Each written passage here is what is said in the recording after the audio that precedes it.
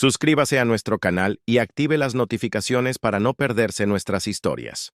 El sol se ponía sobre Santorini, coloreando el cielo con tonos naranjas y rosas que parecían derramarse sobre las cúpulas azules de las iglesias.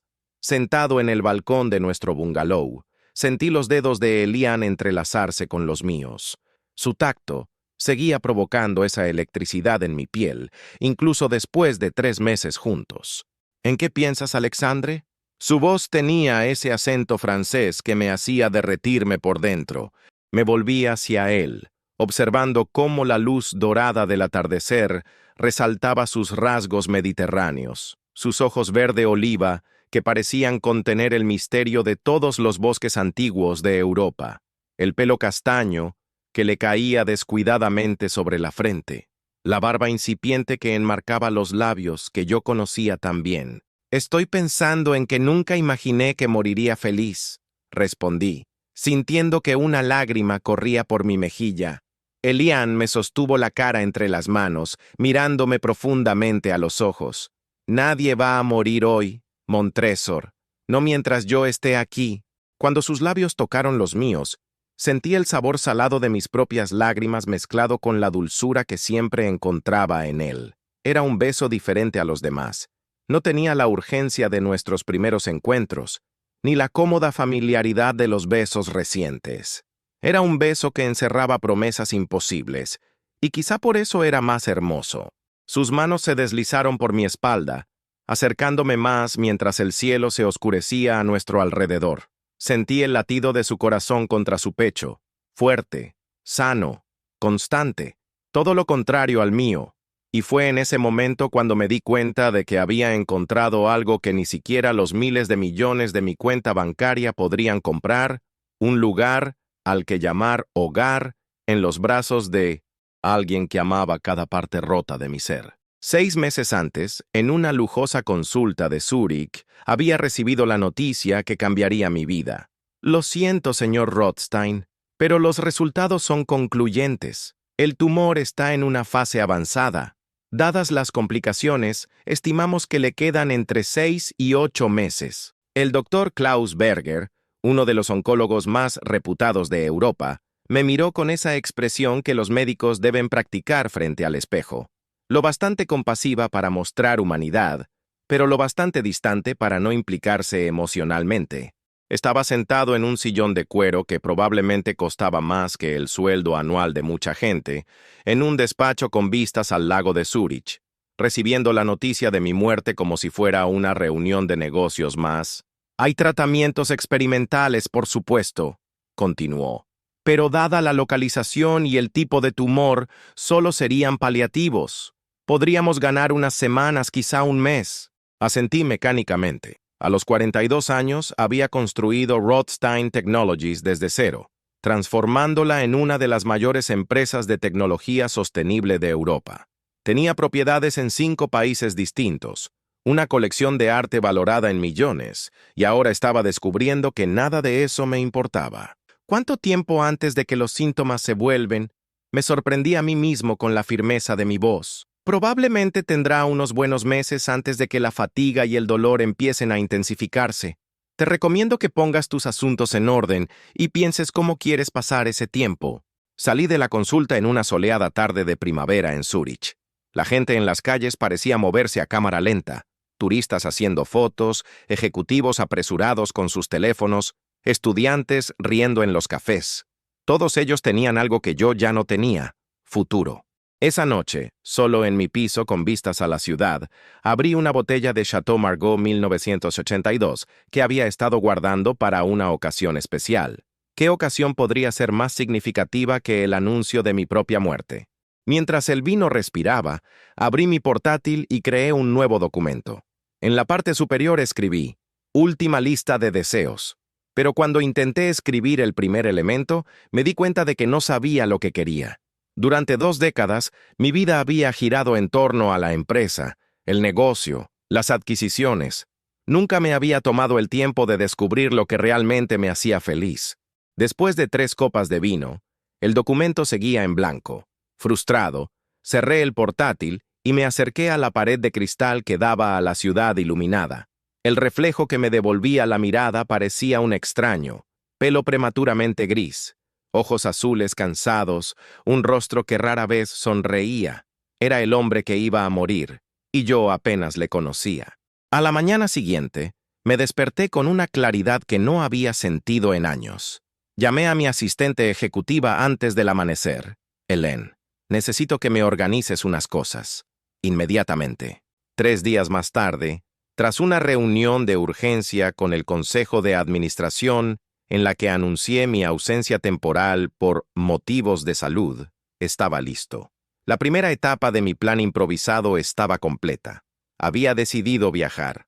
No como un turista que visita lugares famosos solo para marcar casillas, sino como alguien que busca algo más profundo. Experiencias reales, conexiones, auténticas, recuerdos que merezca la pena llevarse a lo que haya más allá de esta vida. Pero antes de partir, tenía que resolver un detalle más. Necesitaba a alguien que documentara este viaje, no para el mundo, sino para mí, para recordarme en los días malos que vendrían que había vivido al máximo el tiempo que me quedaba. «Necesito un fotógrafo», le dije a Hélène por teléfono mientras ultimaba mis preparativos. «Alguien con talento, discreto y disponible para viajar durante al menos 3 meses. Tengo algunos nombres con los que podría ponerme en contacto», respondió tan eficiente como siempre. «Fotógrafos de renombre que hayan trabajado con la revista electrónica Forbes». «No», la interrumpí. «No quiero a alguien de los medios corporativos. Quiero a alguien con un ojo diferente, más artístico, alguien que capte algo más que la imagen, sino también el momento». Hubo una pausa al otro lado de la línea. «Tengo un sobrino», dijo finalmente. «Elian Moreau. Es fotógrafo documentalista. Ha pasado los últimos años viajando por Europa fotografiando historias de refugiados, fiestas locales, tradiciones que desaparecen. Su trabajo es diferente, intenso. Quizá no es lo que buscas para algo corporativo». «Suena exactamente a lo que busco», repliqué. «¿Pero aceptaría? Acaba de regresar a París tras un largo proyecto. Puedo preguntarle, pero debo advertirle que Elian es bastante selectivo con sus proyectos. Ofrécele el doble de tu tarifa normal y dile que tendrá total libertad creativa». Al día siguiente, en un pequeño café del Marais parisino, conocí a Elian Moreau. Llegó 15 minutos tarde, con unos vaqueros desteñidos, una camiseta sencilla y una chaqueta de cuero desgastada que parecía tener historias que contar. Una cámara vintage colgaba de su cuello como si formara parte de su cuerpo. Sus ojos me observaron con una intensidad desconcertante cuando se acercó a la mesa. «Señor Rothstein», me dijo tendiéndome la mano, con un acento francés más marcado que el de su tía. «Mi tía dice que tiene usted una propuesta poco corriente. Por favor, llámame Alexandre», respondí, indicando la silla que tenía delante. «Y sí, tengo una propuesta que puede parecer extraña. Me embarco en un viaje personal y necesito que alguien lo documente». Elian se sentó, colocando con cuidado su cámara sobre la mesa. «¿Qué tipo de viaje?», dudé. No le había contado a nadie mi diagnóstico, salvo a la junta directiva de la empresa, e incluso a ellos les había restado importancia. Pero algo en los ojos de este hombre, una mezcla de genuina curiosidad y sano escepticismo, me hizo querer ser sincero. «Me estoy muriendo», dijo simplemente. «Me queda menos de un año, y quiero pasar ese tiempo viviendo experiencias que nunca me he permitido». Si estaba conmocionado, no lo demostró.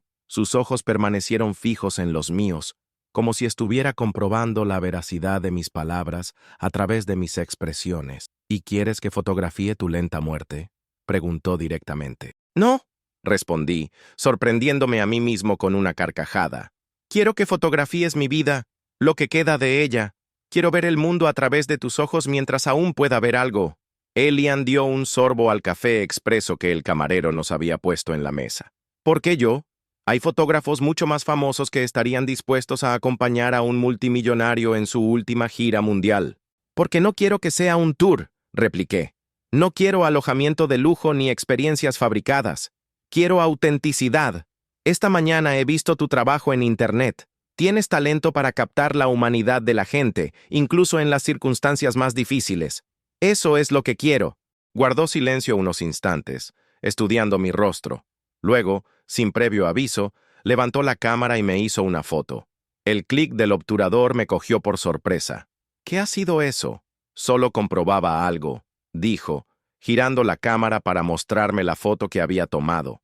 Mira, en la pequeña pantalla de la cámara, vi mi propio rostro, no el rostro cuidadosamente compuesto del director general que aparecía en las revistas de negocios, sino el de un hombre vulnerable, con el miedo y la esperanza luchando en sus ojos.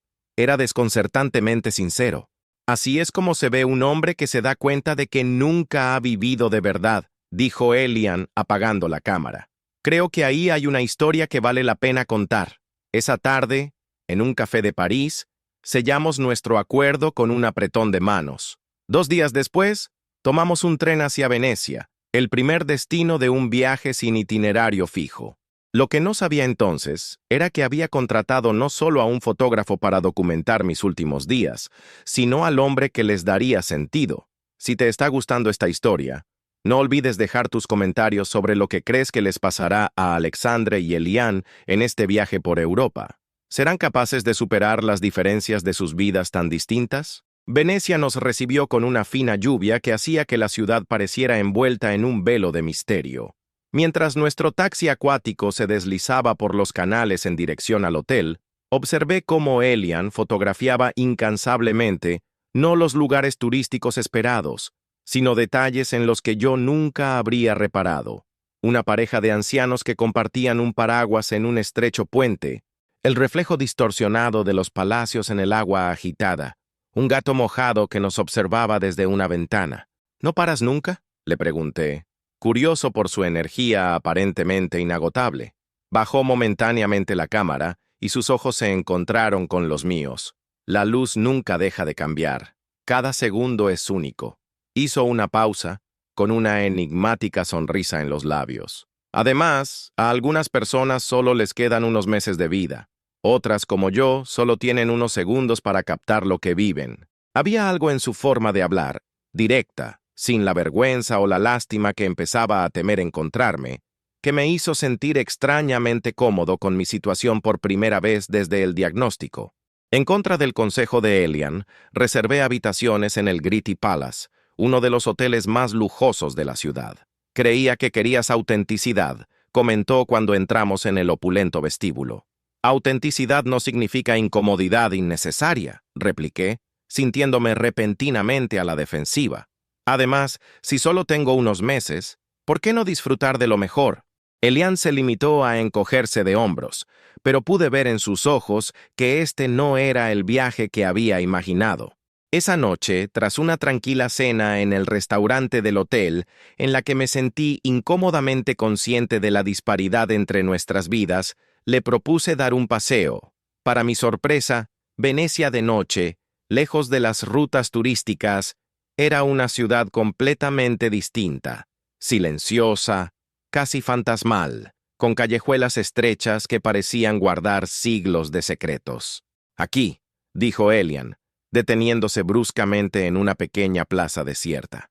Vamos a sentarnos. Nos sentamos en un banco de piedra húmeda y me ofreció un cigarrillo, que rechacé. ¿No fumas?, preguntó encendiendo el suyo. No. Irónico, ¿verdad? He cuidado mi salud toda mi vida. Nunca he fumado, bebo con moderación, me hago revisiones periódicas. Y sin embargo, aquí estamos, añadió, exhalando una nube de humo que se mezcló con la niebla. ¿Sabes qué es lo que más me fascina de la vida? Su total indiferencia hacia nuestros planes. Le miré. Este hombre tan diferente a todos con los que estaba acostumbrado a tratar. ¿Cómo puedes ser tan filosófico al respecto? ¿Sobre la muerte? Elian dio una larga calada antes de responder. Fotografié la guerra en Siria durante 6 meses.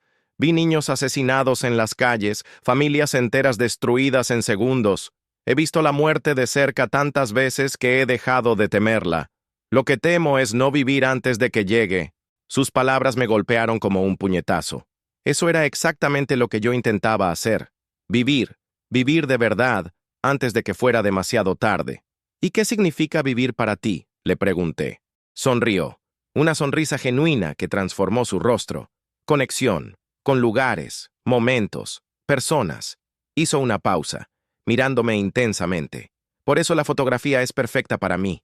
Me obliga a conectar, a ver de verdad. Nunca me lo había planteado así, admití. Para mí, siempre se ha tratado de construir, de conseguir, de conquistar. Nunca de conectar. Elian apagó el cigarrillo y se levantó, tendiéndome la mano. Vamos, te enseñaré una Venecia que no encontrarás en ninguna guía de lujo. Lo que siguió fue una noche de descubrimientos. Elian me llevó por callejones desconocidos hasta un pequeño bar donde se reunían los lugareños. El lugar era estrecho, ruidoso y absolutamente auténtico. Nadie sabía ni le importaba quién era yo. Por primera vez en años, yo no era Alexandre Rothstein, el multimillonario director general, sino simplemente un hombre que compartía una botella de vino, barato y una conversación sincera. Mientras caminábamos de vuelta al hotel a primeras horas de la mañana, sentí que algo cambiaba dentro de mí. Estaba embriagado no solo por el vino, sino por la experiencia de sentirme normal, conectado. Gracias, le dije a Elian cuando llegamos al hotel, por esta noche. Me miró fijamente durante un largo momento antes de responder. Es solo el principio, Alexandre. Si de verdad quieres vivir antes de morir, tienes que estar dispuesto a salir no solo de tu zona de confort, sino de tu zona de existencia. Subimos a nuestras habitaciones, pero sus palabras se quedaron conmigo. Tumbado en la cama de matrimonio con sábanas de algodón egipcio de 1000 hilos, me di cuenta de que tenía razón. Si quería descubrir lo que me había estado perdiendo todos estos años, tenía que estar dispuesto a abandonar no solo las comodidades materiales, sino también las barreras que había erigido alrededor de mi corazón. A la mañana siguiente, me desperté con una decisión. Encontré a Elian en el vestíbulo, con la cámara preparada. «Me he dado de baja», le anuncié ante su visible asombro. «Tienes razón. Si quiero autenticidad, tengo que estar dispuesto a renunciar a...» Señalé el lujo que nos rodeaba. Todo. Por un momento, vi brillar en sus ojos algo que parecía admiración. «¿Y a dónde vamos?», preguntó. «Tú decides», respondí, sintiéndome inexplicablemente ligero. «A partir de ahora usted no es solo mi fotógrafo. Eres mi guía hacia la vida que nunca he vivido». Y así, con solo nuestras maletas y su cámara, dejamos atrás el lujo y nos sumergimos en la Venecia real, la ciudad viva y que respira más allá de las fachadas turísticas. Aquel día marcó el verdadero comienzo de nuestro viaje, no solo a través de Europa, sino el uno hacia el otro. Durante los días siguientes, Venecia se me reveló a través de los ojos de Elian. Fotografiamos y exploramos barrios remotos, comimos en restaurantes familiares donde nadie hablaba inglés, dormimos en un pequeño B&B regentado por una anciana que insistió en servirnos el desayuno en la cama. Fue durante este tiempo cuando empecé a darme cuenta de las pequeñas cosas de Elian que me fascinaban. Cómo se levantaba siempre antes del amanecer para captar la luz mágica. Cómo hablaba con cada persona a la que fotografiaba, realmente interesado en sus historias, como sus manos, siempre firmes cuando sostenía la cámara, a veces temblaban ligeramente cuando nuestras miradas se encontraban durante demasiado tiempo. Una tarde especialmente calurosa, nos sentamos al borde de un canal poco transitado, con los pies colgando sobre el agua. Elian acababa de fotografiar a un grupo de niños jugando y estaba repasando las imágenes en su cámara, con una sonrisa de satisfacción. ¿Puedo ver?, le pregunto acercándome a él. Por supuesto. Giró la cámara hacia mí y nuestros hombros se tocaron. Fue un contacto casual, de los que se producen cientos de veces al día entre personas. Pero algo en aquel momento, quizás la creciente intimidad entre nosotros, quizás la belleza de la ciudad o quizás la aguda conciencia de mi propia mortalidad, hizo que mi corazón se acelerara. Mientras mirábamos las fotos juntos, sentí su calor contra mi brazo, oí su respiración cerca de mi oído. Cuando levanté la vista de la cámara, su cara estaba a escasos centímetros de la mía, sus ojos fijos en mi boca. El momento se alargó, lleno de posibilidades, hasta que de repente se apartó, poniéndose de pie. «Se está haciendo tarde», dijo, con la voz un poco ronca. «Deberíamos volver». Esa noche, en nuestras habitaciones contiguas del pequeño B&B, No pude dormir. Seguía repitiendo ese momento en mi cabeza, preguntándome si me había imaginado la tensión que había entre nosotros. Me preguntaba si tenía derecho a iniciar algún tipo de relación más profunda con alguien, sabiendo que mi tiempo era limitado. ¿Era justo para Elian? ¿Era justo para mí? Cuando por fin me dormí, soñé con sus manos, no sosteniendo una cámara, sino tocándome la cara. Dejamos Venecia al cabo de una semana y nos dirigimos a Florencia por sugerencia de Elian. Si quieres belleza y autenticidad, tienes que ver Florencia más allá de los museos, dijo mientras subíamos al tren. El nuevo Elian que surgía cada día me fascinaba. Al principio de nuestro viaje, mantenía una distancia profesional, casi formal, pero a medida que pasaban los días, se iban descubriendo sus facetas. Descubrí que había crecido en los suburbios de París, hijo de un profesor de literatura y una enfermera. A los 16 años se hizo con su primera cámara, y desde entonces no ha vuelto la vista atrás. «La fotografía me salvó», me dijo mientras conducíamos por la campiña toscana. Era un adolescente perdido, enfadado con el mundo. La cámara me dio un propósito, me enseñó a observar en lugar de solo reaccionar. ¿Y tu familia apoyó tu elección? Una sonrisa triste se dibuja en su rostro. Mi padre nunca entendió por qué elegía un camino tan incierto cuando podía seguir la academia como él. Llevamos 5 años sin hablarnos. Lo siento, dije sinceramente. Se encogió de hombros, pero pude ver el dolor oculto en sus ojos. ¿Y qué hay de ti? ¿Tu familia apoya tu estilo de vida? La pregunta me pilló desprevenido. Mis padres murieron hace mucho tiempo. Un accidente de coche cuando tenía 20 años. ¿Hermanos? Soy hijo único. Elian me estudió un momento. Entonces, ¿quién estará a tu lado al final? La pregunta era brutal en su honestidad, pero, extrañamente, no me molestó. Por primera vez, hablaba con alguien que no temía hablar de mi muerte inminente. Nadie, supongo. Tengo algunos amigos, pero, en realidad, son más bien conocidos. Contactos de negocios. ¿Ningún amor perdido? ¿Ningún corazón roto? Había algo en su tono que no pude descifrar. Curiosidad, quizá, o algo más personal. No ha habido mucho tiempo para el romance en mi vida, admití. Ha habido algunas relaciones a lo largo de los años, pero nada duradero. Estar en el armario del mundo corporativo no facilitó las cosas. Sus ojos se abrieron ligeramente. ¿Estuviste en el vestuario? ¿Oficialmente? No. Oficialmente, nunca he hablado públicamente de mi vida personal. En el mundo de los negocios todavía hay expectativas. ¿Y ahora? ¿Ahora? Sonreí ligeramente. Ahora me estoy muriendo. Supongo que eso me da la libertad de ser exactamente quien soy en el tiempo que me queda. Nuestras miradas se cruzaron durante un largo instante y sentí la misma electricidad de la tarde en Venecia. Esta vez, sin embargo, ni él ni yo nos apartamos. Florencia nos recibió con un calor abrasador y las calles abarrotadas de turistas. Para mi sorpresa, Elian no nos llevó al centro histórico, sino a un barrio al otro lado del río Arno, lejos de las multitudes. Oltrarno, me explicó mientras caminábamos por callejuelas estrechas, donde los artesanos trabajaban en pequeños talleres abiertos a la calle. Es donde aún respira la auténtica Florencia. Alquilamos un piso en un antiguo palazzo, no lujoso como el Hotel de Venecia, pero encantador con sus techos altos, suelos de terracota y un pequeño balcón que daba a un jardín interior. Solo había una habitación, con una cama grande. «Puedo dormir en el sofá», ofrecí inmediatamente, percibiendo tensión en el ambiente. «No seas ridículo», respondió Elian, dejando su mochila en el suelo. «La cama es lo suficientemente grande para los dos, a menos que me tengas miedo». Había un desafío en sus ojos, una provocación que me hizo tragar en seco. «No te tengo miedo», respondí, con la voz más baja de lo que pretendía.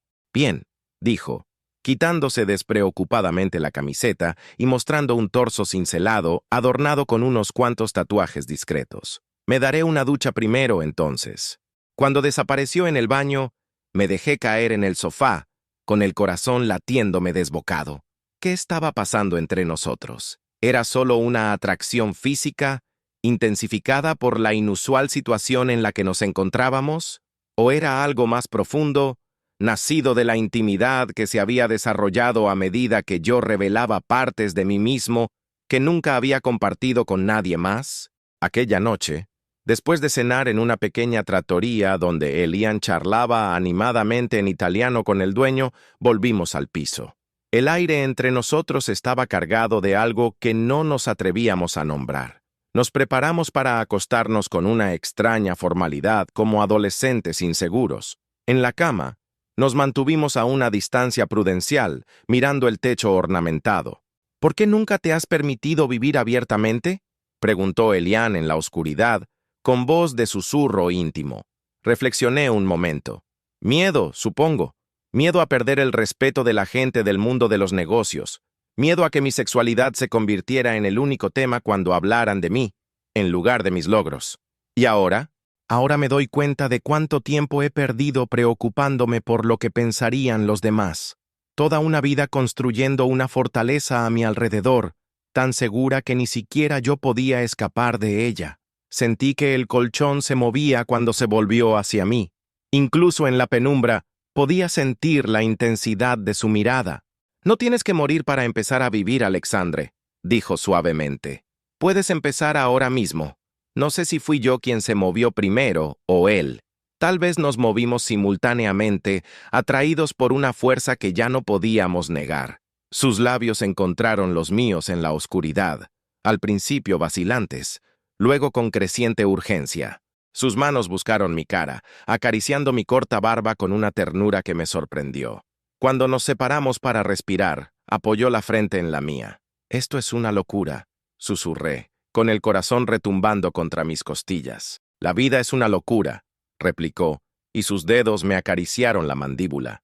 «La muerte es lo único seguro que tenemos. Lo que importa es lo que hacemos entre esos dos puntos». Aquella noche, entre esos dos puntos, la vida que había vivido y la muerte que me esperaba, encontré una nueva forma de existir. En los brazos de Elian, redescubrí partes de mí mismo que había olvidado, o que quizá nunca conocí realmente. A la mañana siguiente, me desperté solo en la cama. Por un momento pensé que se había ido. Entonces oí el familiar clic de su cámara. Elian estaba en el balcón, fotografiando el amanecer sobre los tejados florentinos. Me levanté y me acerqué a él, vacilante, inseguro de cómo actuar después de la noche anterior. Pero cuando se dio la vuelta y me vio, su rostro se iluminó con una sonrisa que disipó todas mis dudas. «Buenos días», me dijo apartando la cámara y dándome un suave beso. «Estaba fotografiando la luz de la mañana. Aquí es diferente, dorada, como la miel». Le abracé por detrás, contemplando el paisaje que había estado fotografiando. «Es precioso». «Sí», asintió, dándose la vuelta en mis brazos para mirarme. «¿Y sabes qué es lo más bonito? Es efímera. Esa luz exacta, ese matiz específico, nunca volverán a existir». Sus palabras reverberaron en mi interior, un suave recordatorio de mi propia mortalidad, pero también una invitación a apreciar el momento que estábamos compartiendo. «Entonces deberíamos disfrutarlo mientras podamos», le respondí, acercándole más a mí.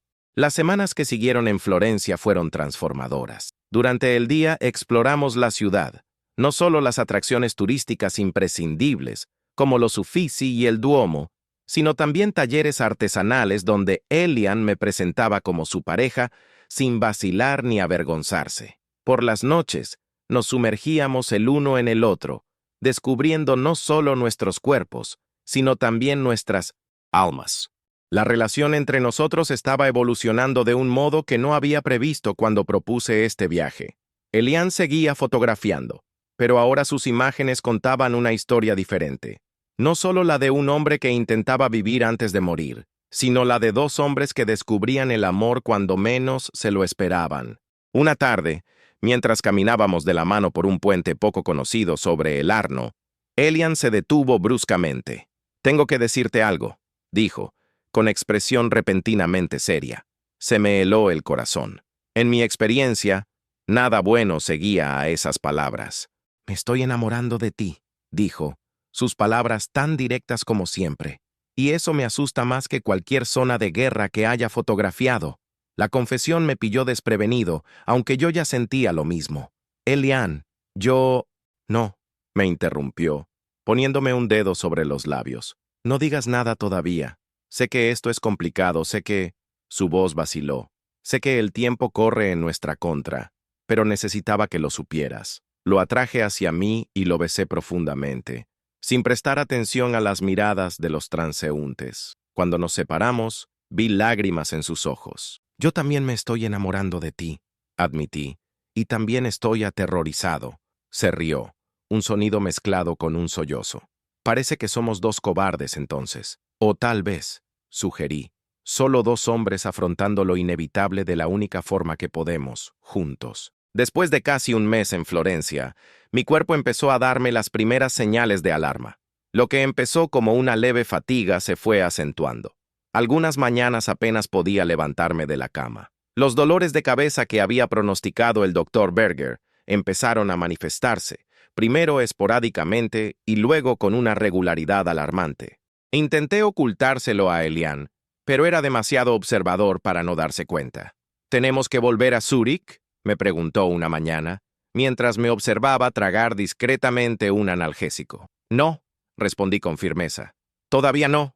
Su expresión se suavizó con comprensión. ¿A dónde entonces? Me lo pensé un momento. Santorini. Decidí. Siempre he querido ver esas casas blancas contra el mar azul. Se le iluminaron los ojos. Es perfecto para la fotografía. La luz allí es casi sobrenatural. En realidad, había elegido Santorini porque era un lugar que siempre había asociado con el romanticismo y ahora, sorprendentemente, tenía a alguien con quien compartirlo. También porque, si realmente se me estaba acabando el tiempo más rápido de lo que había pensado en un principio, quería estar en un lugar de belleza absoluta. Llegamos a Santorini en un día perfecto de cielo azul. Nuestro bungalow, con vistas a la caldera volcánica, era exactamente como lo había imaginado. Paredes encaladas, una piscina infinita privada y unas vistas impresionantes. Esto es extravagante, comentó Elian, mirando a su alrededor con una mezcla de admiración e incomodidad. Sonreí abrazándole por detrás. Piensa que es una excepción a tu regla de autenticidad. Además, añadí besándole el cuello, la vista es auténtica. Y lo que pienso hacer contigo en esa cama también es bastante auténtico. Se rió, volviéndose para besarme. ¿Quién soy yo para discutir con un moribundo? Era el tipo de broma oscura que solo él podía hacer. Y extrañamente me reconfortó. Con Elian, mi enfermedad no era un tema prohibido, ni se trataba con excesiva reverencia. Simplemente formaba parte de nuestra realidad compartida. Los días en Santorini adquirieron un ritmo diferente al de los anteriores. Yo dormía más, y Elian salía a menudo solo de madrugada para fotografiar la isla antes de que los turistas inundaran las estrechas calles. Siempre volvía con historias e imágenes que compartir. Se sentaba a mi lado en la cama y me enseñaba los tesoros que había descubierto. Hoy he conocido a un pescador que lleva 80 años viviendo en la misma casa. Me dijo una mañana con los ojos brillantes de entusiasmo. Ha perdido 3 hijos en el mar y sigue saliendo a pescar todos los días. Cuando le pregunté por qué, me dijo, el mar quita, pero también da. Es como la vida. Sonreí acariciándole la cara. Parece sabio. Lo es. Y estará encantado de invitarnos a cenar esta noche. Su nuera hace el mejor pulpo a la parrilla de la isla. Así eran nuestros días. Pequeñas aventuras cuando tenía energía. Momentos tranquilos de intimidad cuando no. Elian nunca mostró impaciencia ni decepción cuando yo necesitaba descansar, pero podía ver la creciente preocupación en sus ojos. Una noche, después de un día especialmente difícil para mí, lo encontré en el balcón, contemplando la espectacular puesta de sol, con la cámara en ralentí a su lado. Cuando me acerqué, vi lágrimas silenciosas en su rostro. «Hola», le dije en voz baja, sentándome a su lado. «¿Qué te pasa?» Se secó las lágrimas rápidamente, forzando una sonrisa. «No es nada. Es que la belleza de este lugar a veces es demasiado». «Elian», insistí suavemente. «Háblame». Respiró hondo y por fin me miró. «Sé que no tengo derecho a estar triste. ¿Eres tú quien...?» No pudo terminar la frase. «Muriendo», añadí por él. «Puedes decir la palabra. No lo hará más real de lo que ya es». «¿Cómo puedes estar tan tranquilo al respecto?» Me lo pensé un momento. No estoy tranquilo. Estoy aterrorizado. pero también estoy en paz, de alguna manera.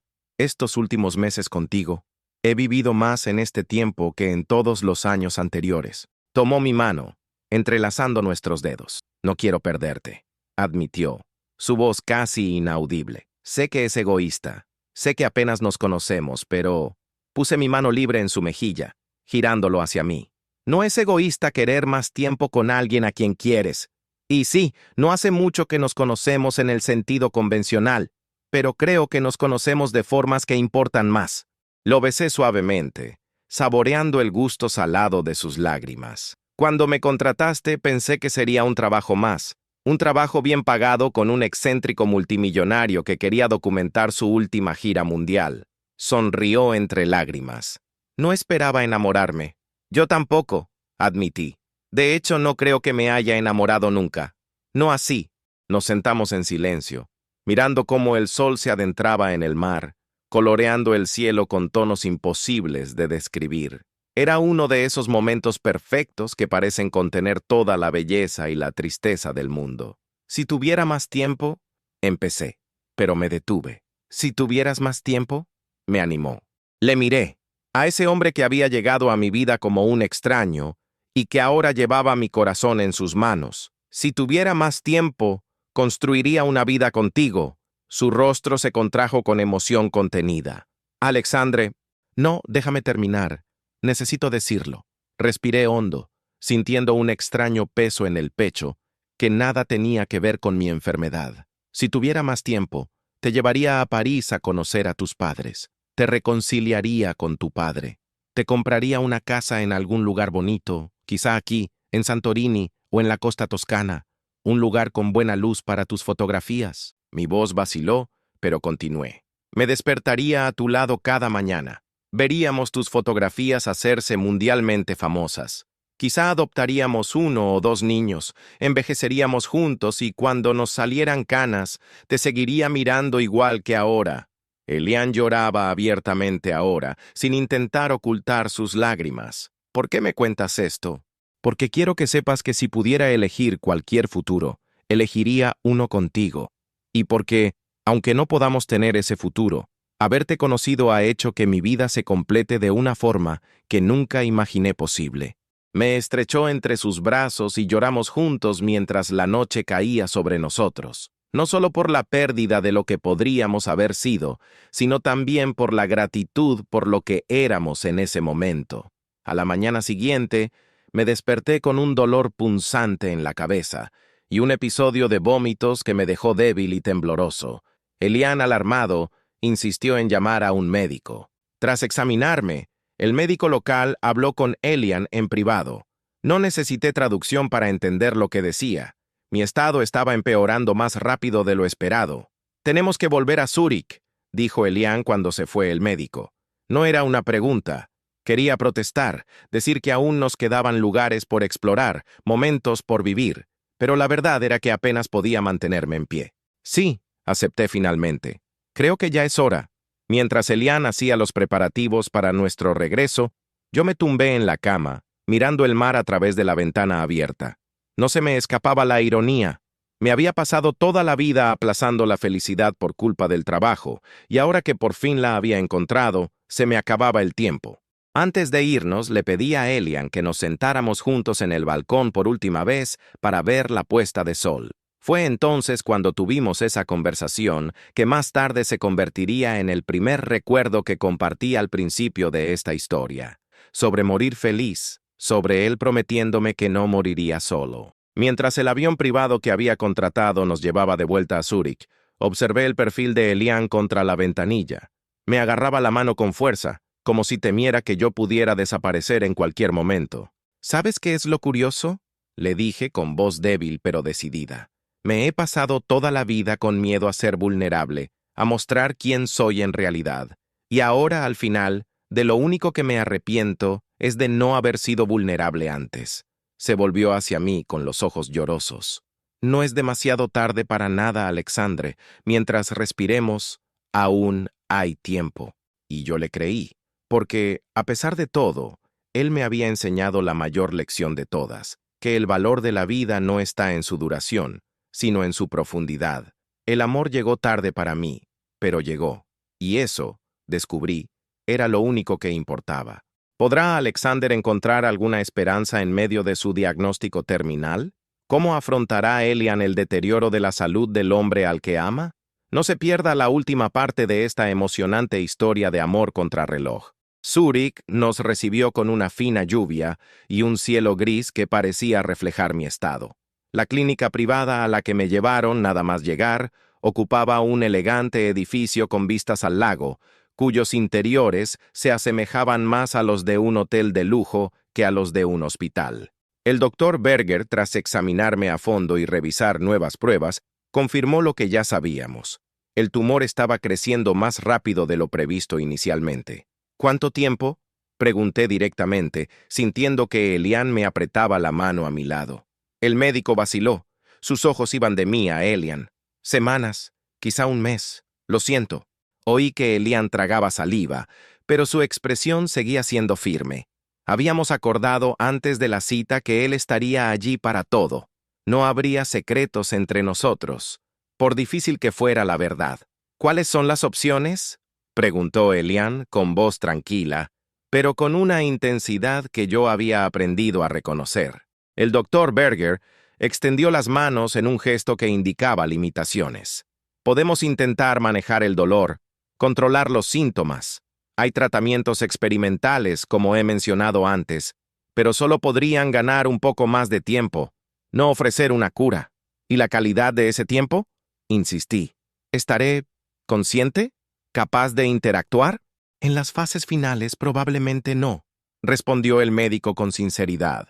Habrá periodos de confusión que acabarán progresando hasta un estado de semiconsciencia.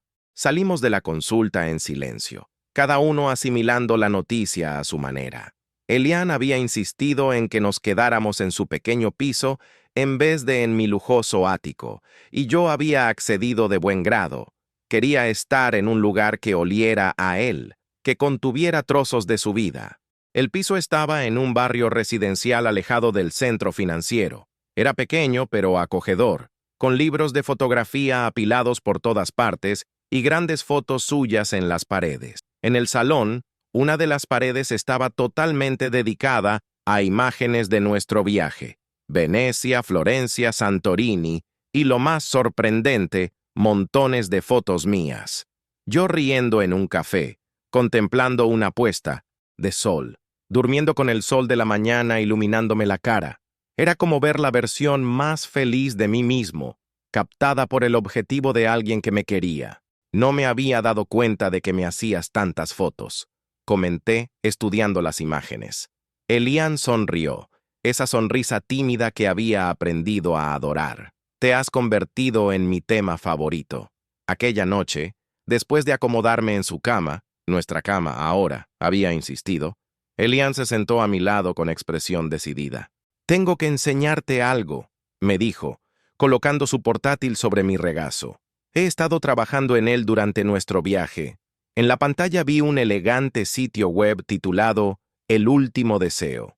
Al hacer clic, me recibió una impresionante galería de fotografías de nuestro viaje, acompañadas de textos breves y poéticos. Es el proyecto para el que me contrataste, me explicó Elian. Documentar vuestro viaje final. Hojeé las imágenes asombrado. No eran solo fotografías de paisajes o monumentos, sino momentos que contaban la historia de un hombre que redescubría la vida mientras se enfrentaba a la muerte. Y entretejida con esta narración estaba la historia de nuestro amor, surgido inesperadamente. Es hermoso, susurré, sintiendo la emoción en la garganta. Pero aún no está completo, ¿verdad? Elian negó con la cabeza. No, aún no se ha escrito el final. ¿Y cómo imaginas que terminará? Pregunté, aunque ambos sabíamos la respuesta. Me cogió la mano entre las suyas. Con dignidad, con amor, contigo nunca solo. Las semanas que siguieron establecieron una nueva rutina. En los días buenos, cuando el dolor estaba controlado y mi mente despejada, Elian me llevaba a dar paseos cortos, alrededor del lago, a un café tranquilo o simplemente a sentarme en un banco del parque a ver pasar el mundo. En los días malos, cada vez más frecuentes, me leía, me enseñaba sus fotos, o simplemente me cogía de la mano mientras dormía. Una tarde, en un momento de lucidez, le pedí que me llevara a mi despacho en la sede de Rothstein Technologies. ¿Estás seguro?, me preguntó, con evidente preocupación en el rostro. ¿No estás demasiado cansado? Me estoy muriendo. No estoy incapacitado, respondí con una débil sonrisa. Además, hay algo que tengo que hacer. Hélène, mi asistente ejecutiva, no pudo ocultar su sorpresa cuando me vio. Había adelgazado considerablemente. Mi piel estaba pálida y necesitaba a Elian para sostenerme mientras caminaba. Señor Rothstein, dijo, recuperándose rápidamente. No esperábamos. Me alegro de verle. Yo también me alegro de verte, Hélène, respondí sinceramente. Veo que has llegado a conocer bien a tu sobrino. Sus ojos pasaron de mí a Elian. Un entendimiento silencioso pasó entre ellos. Sí, dijo simplemente.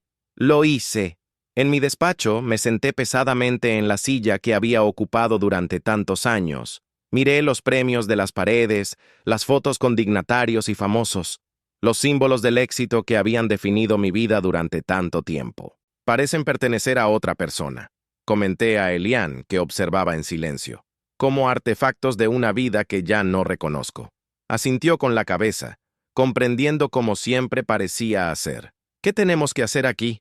Abrí el cajón de mi escritorio y saqué una carpeta. Mi última voluntad y testamento. Necesito hacer algunos cambios. En las horas siguientes, con la ayuda del abogado que había llamado a toda prisa, reestructuré por completo mis disposiciones finales. La mayor parte de mi fortuna seguiría destinada a diversas causas benéficas: investigación en energías renovables, educación científica para niños desfavorecidos, programas de arte para jóvenes. Pero ahora había nuevas adiciones. Para Hélène, una generosa pensión y acciones de la empresa. Para la familia de Elian, incluido su padre, con el que no hablaba desde hacía años, importantes fondos para garantizar su comodidad. Y para Elian, no quiero tu dinero, protestó cuando le expliqué lo que había hecho por él. No te estoy dando dinero, respondí pacientemente. Estoy creando una fundación, la Fundación Moreau para la fotografía humanitaria. Tú serás el director, con los recursos para viajar por el mundo documentando las historias que te importan, historias que de otro modo no podrían contarse. Sus ojos se llenaron de lágrimas. Alexandre, es algo que habría hecho de todos modos, continué, aunque no nos hubiéramos enamorado. Tu talento es extraordinario, Elian. El mundo necesita verlo a través de tus ojos. Cuando terminamos en el despacho, Elian sugirió una última diversión antes de volver al piso. Hay alguien que quiero que conozcas, me dijo. Para mi sorpresa, me llevó a un pequeño café del barrio universitario. Sentado en una mesa del fondo, había un hombre mayor, con el pelo gris y los mismos ojos penetrantes que Elian. «Papá», dijo Elian, con la voz ligeramente temblorosa. El hombre se levantó, vacilante. Hubo un momento de tensión palpable antes de que estrechara a Elian en un fuerte abrazo. «Hijo mío», dijo con la voz quebrada. «Ha pasado mucho tiempo». Observé su reencuentro con un nudo en la garganta. Elian me había contado que, tras recibir mi diagnóstico final, se había puesto en contacto con su padre. Inspirado, dijo, por mi propia historia de arrepentimientos. «Padre, este es Alexander», dijo por fin Elian volviéndose hacia mí. «El hombre al que amo». El padre de Elian me estudió un momento antes de tenderme la mano. «Gracias», dijo simplemente, «por devolverme a mi hijo, incluso en circunstancias tan difíciles». Aquella tarde en el café, viendo cómo Elian y su padre reconstruían lentamente un puente roto por años de silencio, sentí una paz que no esperaba encontrar tan cerca del final. Había algo profundamente satisfactorio en saber que, incluso en mis últimos días, aún podía formar parte de algo significativo y duradero. Cuando octubre dio paso a noviembre, mi estado empeoró drásticamente. Los días buenos se volvieron raros, las noches largas y a menudo plagadas de dolores que ni siquiera la medicación más fuerte podía aliviar por completo. Elian permanecía a mi lado incansablemente, durmiendo solo breves ratos, siempre atento a mis necesidades. Una mañana, me desperté de un sueño agitado y lo encontré sentado a mi lado, con su cámara en las manos. ¿Me estás fotografiando durmiendo otra vez? Le pregunté, con mi voz convertida en un ronco susurro. Sonrió. Esa sonrisa que aún conseguía iluminar mi mundo incluso en los días más oscuros. Siempre, tu belleza nunca deja de sorprenderme. Intenté reír, pero me salió como una tos. Debo de parecer un fantasma. Para mí no, respondió, apartando la cámara y cogiéndome la mano. Para mí, siempre serás el hombre que conocí en aquel café de París, el hombre que tuvo el valor de decirme la verdad y que cambió mi vida para siempre. Sentí que lágrimas calientes resbalaban por mis mejillas. Tengo miedo, Elian, admití. Las palabras salieron antes de que pudiera contenerlas. Se tumbó a mi lado en la cama y me estrechó suavemente entre sus brazos. Lo sé, mon amour. Yo también. No tengo miedo de morir, aclaré. Tengo miedo de dejarte, de que sufras. Me besó la frente, la sien, la mejilla. No me dejas, Alexandre. Solo sigues adelante. Y lo que me has dejado, tu amor, nuestros recuerdos, todo lo que me has enseñado, permanecerá para siempre. Cuando el doctor Berger sugirió la hospitalización unos días después, Elian y yo nos negamos con vehemencia. Se quedará en casa, insistió Elian. Conmigo. En lugar de eso, transformamos el piso en una mini unidad de cuidados paliativos, con una enfermera que lo visitaba regularmente y equipos médicos discretamente integrados en el entorno. Elian colgó más fotografías nuestras en las paredes alrededor de la cama, para que yo pudiera verlas incluso cuando estaba demasiado débil para levantarme. Una semana antes de Navidad, en una rara mañana de conciencia total, le pedí a Elian que me sacara al balcón. El invierno había cubierto Zúrich con una capa de nieve, convirtiendo la ciudad en una postal. «Es precioso», murmuré, envuelto en mantas y sintiendo el aire frío en la cara. «Sí», coincidió Elian, sentado a mi lado, con la cámara preparada como siempre. El primer invierno que pasamos juntos. La realidad tácita se cernía sobre nosotros. También sería el último. Pero habíamos aprendido a no dejar que esta verdad envenenara nuestros momentos juntos. «Tengo otro regalo para ti», dije, con voz débil pero decidida. «Algo que he estado planeando desde hace tiempo». Elian enarcó una ceja, intrigado. «¿Algo más que una base de fotografía?»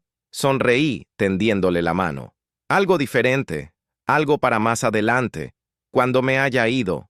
Sus ojos se nublaron, pero asintió para que continuara. «He hecho los preparativos para que completes nuestro viaje», le expliqué. «Todos los lugares que planeamos visitar juntos, pero no pudimos.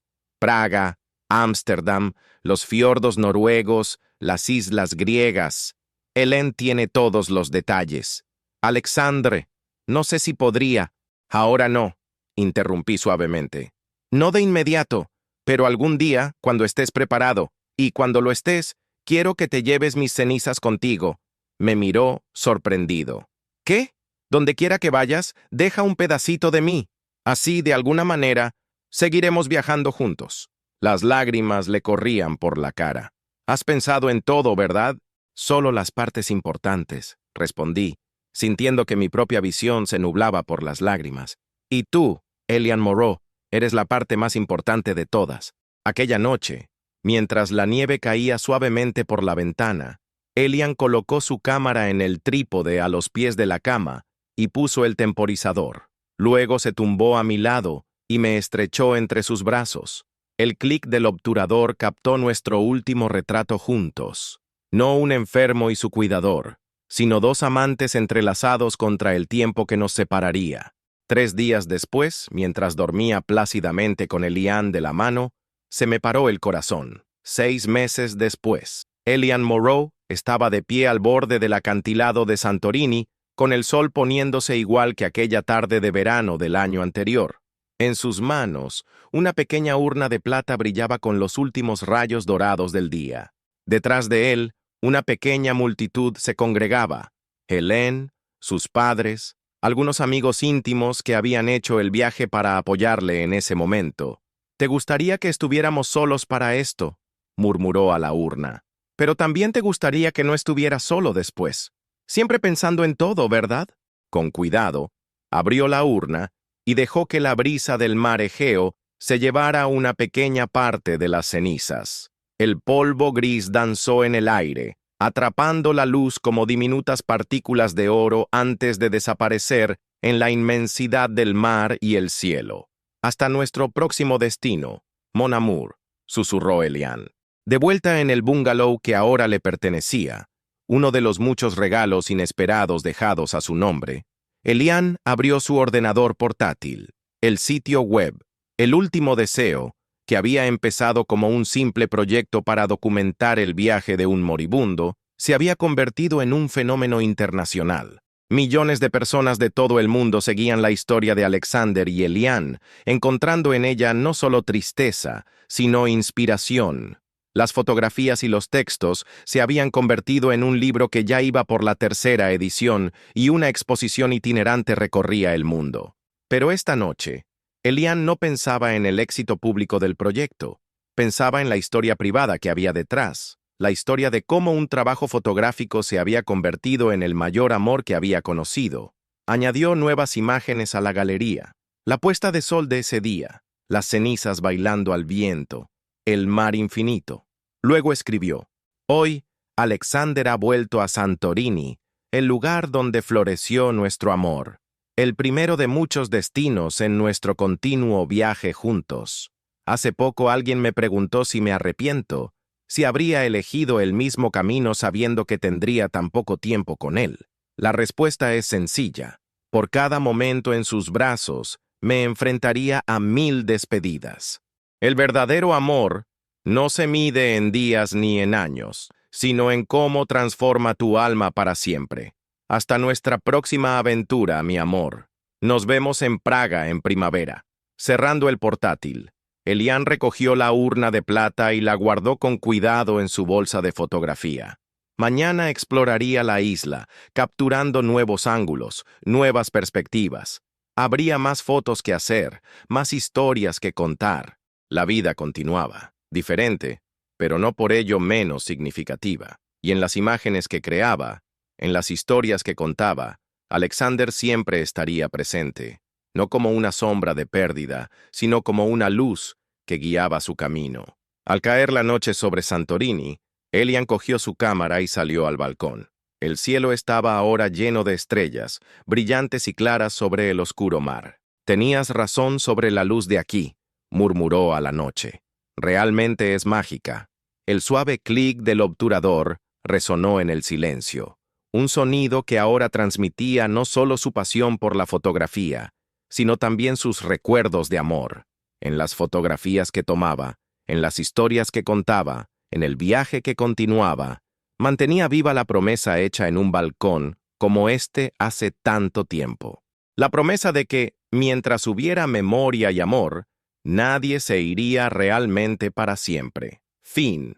Espero que te haya gustado el viaje emocional de Alexandre y Elian. Si esta historia te ha llegado al corazón, no dejes de compartirla con tus amigos y dejar un comentario a continuación. ¿Cuál fue tu parte favorita? ¿Qué harías si estuvieras en su situación?